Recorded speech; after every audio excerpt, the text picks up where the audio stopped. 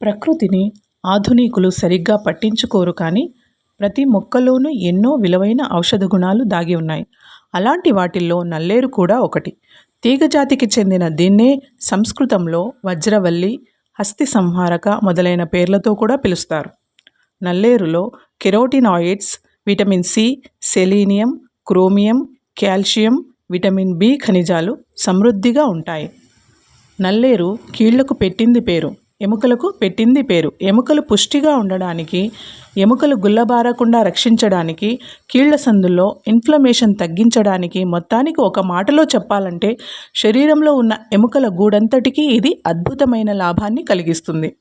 నొక్కితే మెత్తగా పుటుక్కుమని విరిగిపోయేలా ఉంటుంది. ఇందులో నీటి శాతం ఎక్కువగా ఉంటుంది. చూడ్డానికి ఇవి కడ్డీల్లాగా ఉంటాయి. దగ్గు, కోరింత దగ్గు, శ్లేష్మం తగ్గడానికి నల్లేరు బాగా పనిచేస్తుంది. లేత నల్లేరు కాడల్ని నూనెలో వేయించి దానికి చింతపండు, ఉప్పు, కారం చేర్చి తొక్కుగా నూరి తింటే జీర్ణశక్తి పెరిగి మలబద్ధకం దూరమవుతుంది. ఇది ఆయుర్వేదంలో కూడా ఎక్కువగా ఉపయోగిస్తారని నిపుణులు చెప్తున్నారు.